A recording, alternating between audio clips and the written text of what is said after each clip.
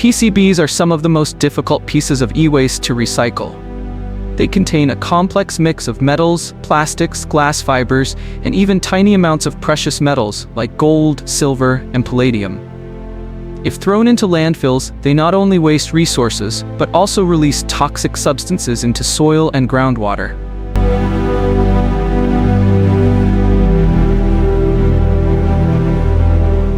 That's why in today's story, we take you inside a super giant recycling plant, where technology and engineering work hand in hand to separate metals and resins from millions of discarded PCBs.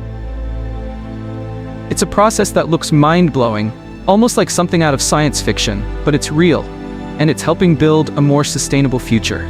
When you recycle a PCB, you're looking at a puzzle. Metals, plastics, resins, and glass all fuse tightly together. Unlike recycling a plastic bottle or an aluminum can, you can't just melt it down. You need a carefully engineered sequence of steps to break it apart, extract what's valuable, and neutralize what's toxic. Before we dive into the fascinating journey, make sure you hit that subscribe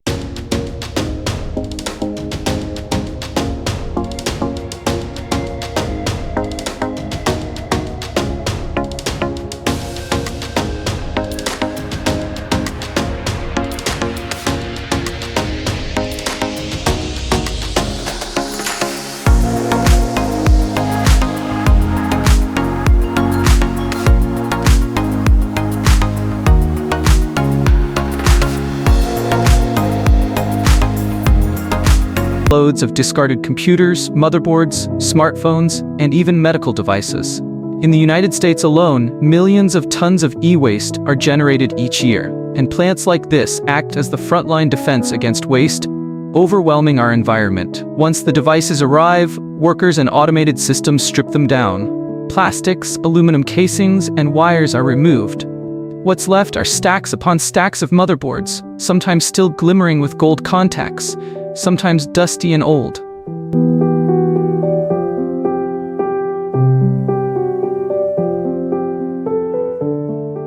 These boards are placed onto conveyor belts and sent into the heart of the recycling plant.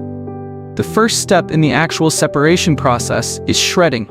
Massive industrial shredders tear the PCBs into small fragments. Imagine a computer motherboard reduced to pieces no larger than your fingernail. This makes the material easier to handle and exposes the inner layers of resin and copper.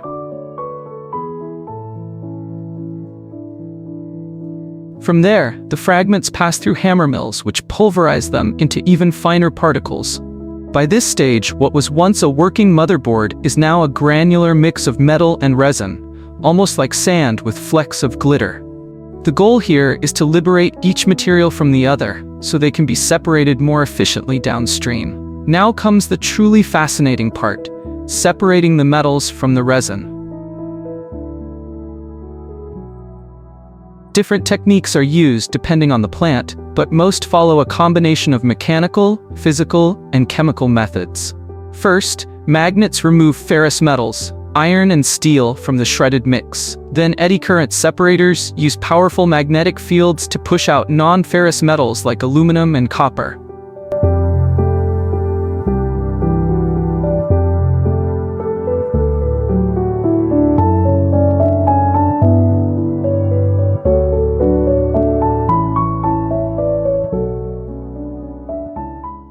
What remains is a complex mixture of resin, fiberglass, and precious metals embedded in tiny particles. To get even more precise, the material undergoes density separation. Using shaking tables and air classifiers, lighter resin particles are blown away, while heavier metallic fractions remain. Think of it as a high-tech version of panning for gold, where airflow and vibration do the work instead of water. Finally, hydrometallurgical processes, where chemicals are used, extract tiny traces of gold, silver, and palladium from the concentrate. These are some of the most valuable outputs of the process. Meanwhile, the leftover resin and fiberglass, once considered useless, can now be repurposed into fillers for construction materials, insulation, or even plastic composites. Separating the metals is only half the story. They must also be refined to be usable again. Copper recovered from PCBs is melted down and recast into rods or sheets. These will eventually become part of new electronics, wiring, or even renewable energy systems like solar panels and wind turbines. Gold and silver, recovered through leaching and electrochemical processes, are purified to almost 100% and then sold into industries ranging from jewelry to medical equipment. It's amazing to think that the gold contacts from a discarded cell phone might one day become part of a life-saving pacemaker.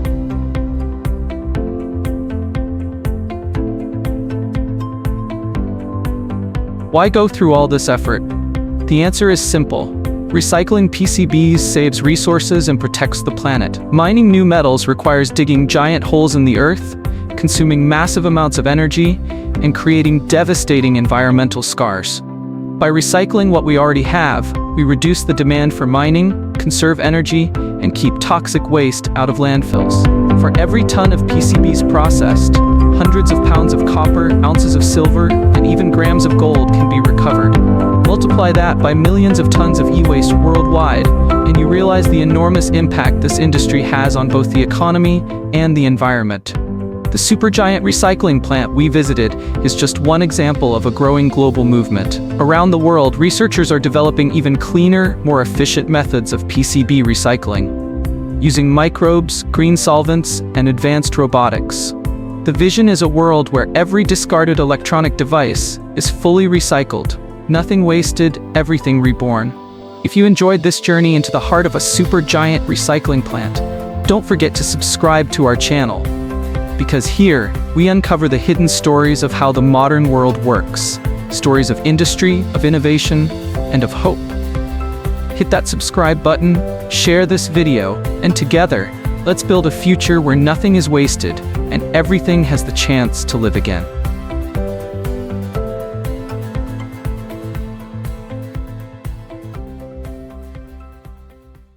Every year, billions of plastic bottles are discarded around the world, piling up in landfills, floating in oceans, and harming ecosystems. But what if we told you that these same bottles can be given a second life, not as more plastic, but as something entirely different? Today we're taking you inside a modern recycling facility where innovation meets sustainability. From the moment a bottle hits the sorting line to the final bales of fluffy polyester fiber, this is the journey of how trash becomes treasure. Let's begin. The process begins long before the factory floor. Across cities and towns, used plastic bottles are collected from curbside bins, public recycling stations, and even from manual pickers scavenging landfills. Once gathered, the bottles are transported to a material recovery facility, MRF. Here they are unloaded in massive heaps, thousands of pounds at a time. The first step, sorting. While PET bottles might look similar, not all plastics are created equal. Machines and human workers work together to separate PET, polyethylene terephthalate bottles, which are ideal for polyester production, from other plastics like HDPE or PVC. High-speed conveyor belts carry the waste under a battery of sensors. Infrared scanners detect the resin type. Optical sorters distinguish color. Air jets blast non-PET items off the line. Caps and labels, typically made from different materials, are also removed. Some facilities use label stripping rollers or even laser cutting machines to do the job with precision. Once sorted, clean PET bottles are ready to begin their transformation. Before anything else, the bottles must be thoroughly cleaned. Contaminants like food residue, glue, or dirt can severely affect the quality of the final fiber. The sorted PET bottles are conveyed into a granulator where rotating blades chop them into small flakes, roughly the size of corn kernels. These P flakes are then sent through a multi-stage washing system. 1. Cold wash removes loose dirt and residual liquids. 2. Hot caustic wash. A heated alkaline bath breaks down stubborn adhesives and sanitizes the plastic. 3. Friction washers. High-speed paddles scrub the flakes against each other to loosen contaminants. 4. Float sink tanks. Since PET sinks and other plastics float, this stage separates leftover caps or labels. Once washed, the flakes pass through centrifugal dryers that spin at high speed to remove surface moisture, followed by hot air dryers to lower humidity content below 1%. At this stage, the clean, dry flakes resemble plastic confetti, pure, uniform, and ready for the next phase. Now it's time to turn flakes into pellets, the feedstock for fiber production. Clean PET flakes are fed into a twin-screw extruder. Inside this machine, the flakes are heated to around 260 degrees Celsius, 500 degrees Fahrenheit, just above PET's melting point. Mixed and compressed through rotating screws, melted into a viscous, honey-like liquid. As the molten PET exits the extruder, it passes through a spinneret, a metal plate with tiny holes, to form thin strands. These strands are cooled in a water bath, then chopped into uniform pellets using rotary cutters. Each pellet is about 3 millimeters wide, compact, consistent, and easy to store. These recycled PET pellets, also called rPET, are now ready to be transformed into polyester fiber. In the fiber production unit, the rPET pellets are transferred into hopper-fed extruders, where they're reheated and melted once again. The molten PET is then forced through another spinneret, this time designed to form ultra-fine continuous filaments, each as thin as a human hair. As the filaments emerge, they are quenched with cold air to solidify, pulled at high speed to align molecular chains, increasing strength and durability, coated with an anti-static or finishing agent to improve texture. This process is known as melt spinning, and it's the same technique used for virgin polyester. But here, the source is 100% recycled. The filaments then pass through draw rolls, heated rollers that stretch them to the desired diameter. Depending on the end use, the fiber can be engineered to be soft and fluffy for stuffing or strong and coarse for textiles. The continuous filaments are then crimped, given a wave-like texture to improve loft and blending ability. Finally, the fiber is cooled and cut into staple length, short segments that resemble raw cotton. These are baled, weighed, and stacked, ready for spinning into yarn or direct use in filling materials. Quality is everything in recycled fiber production. Each batch of polyester fiber undergoes rigorous testing in on-site laboratories. Tensile strength checks for durability. Elongation tests measure stretchability. Moisture regain ensures the fiber behaves like virgin material. Ash content detects contamination. Advanced facilities also test for optical brightness, color consistency, and chemical residues, ensuring the fiber is safe for use in everything from apparel to bedding. If a batch fails any metric, it's either reprocessed or rejected. This strict quality control is essential for consumer safety and industry standards, especially when fibers are used in sensitive applications like baby products or automotive interiors. Once baled, the polyester fiber is shipped to textile mills, insulation factories, and consumer goods manufacturers worldwide. Its uses are diverse and growing. Textiles, blended with cotton or used pure to create t-shirts, jackets, socks, sportswear, and jeans. Home furnishings, stuffed into pillows, mattresses, and upholstery. Automotive, used in soundproofing panels, seat padding, and linings. Construction, mixed into insulation and geotextiles. Every ton of recycled PET fiber saves roughly 6,000 plastic bottles from landfill and reduces the carbon footprint by over 50% compared to virgin polyester. Brands across the globe, from Adidas to IKEA, now rely on recycled polyester to meet their sustainability goals.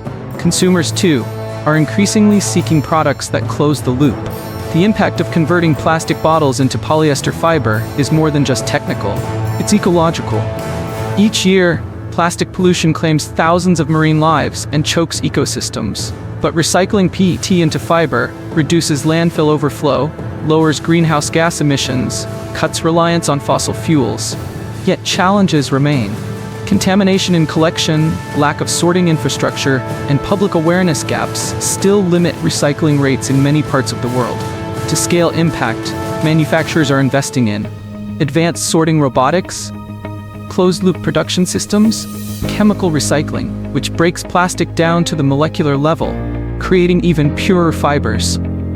The future of recycling isn't just about reuse, it's about designing materials with their second life in mind. With circular economy models gaining ground, polyester fiber from recycled bottles could become the new norm, not the exception. Like what you see? Subscribe for more behind-the-scenes looks at how everyday things are made. Hit the bell icon so you never miss an episode.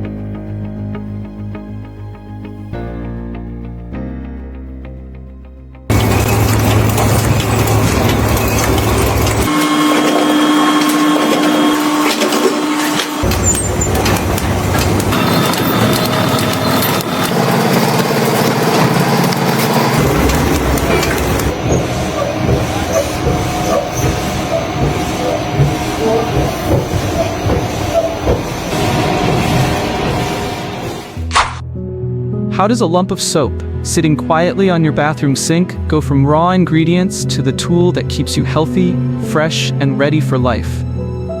Well, today we're taking a trip inside an American soap factory, where tradition meets technology, and where every bar, every drop, has a story. Before we dive into the bubbly world of soap making, I've got a quick favor to ask. If you love learning how everyday things are made right here in America, hit that subscribe button and tap the bell. That way, you won't miss any of our behind-the-scenes adventures. And trust me, they smell a lot better than this one might at the start.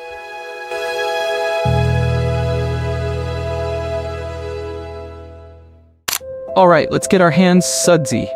Soap is older than the United States itself.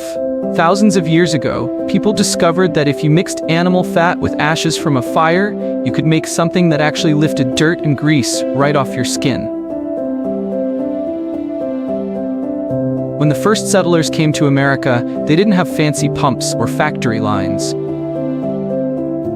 Soap was made at home, in backyards, kitchens, and barns. They'd save animal fat from cooking, boil it with lye made from wood ash, and pour it into wooden molds. It was rough, harsh on the skin, but it worked, and it was precious. Fast forward to today, the chemistry is the same. Soap works by surrounding dirt and oils, locking them in tiny bubbles, and carrying them away with water. But the way we make it? That's where modern American factories take the stage.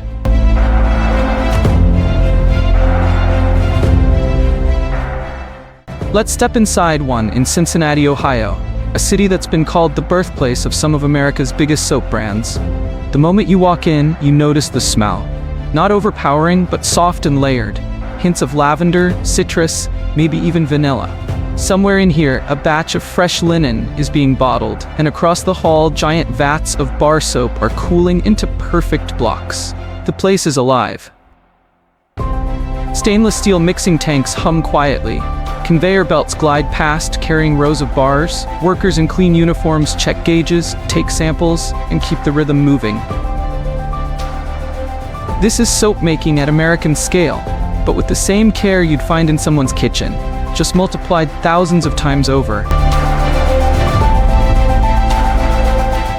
Soap may seem simple, but it starts with a carefully chosen mix of fats or oils and an alkali, usually sodium hydroxide known as lye.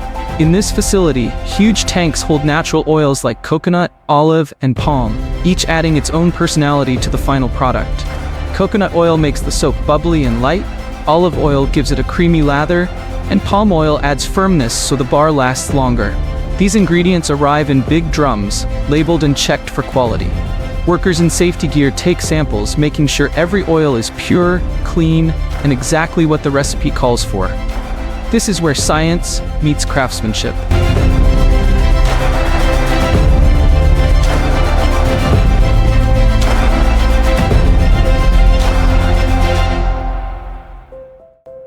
Oils are pumped into giant stainless steel kettles. They're taller than a person and can hold hundreds of gallons. Meanwhile, the lye solution is prepared separately, dissolved in water with precision. Once both are ready, the lye is slowly mixed into the warm oils. The moment these two meet, a chemical reaction called saponification begins. It's the magical transformation that turns liquid oils into solid soap.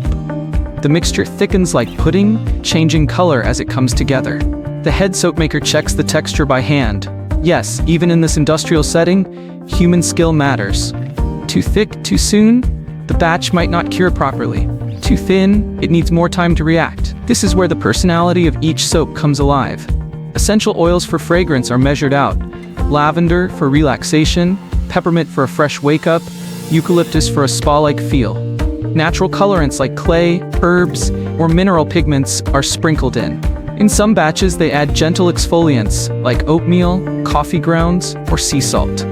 It's a moment of artistry, swirls of color, ribbons of fragrance, and a sprinkle of texture, all mixed just enough to look beautiful, but not so much that it loses its handcrafted charm.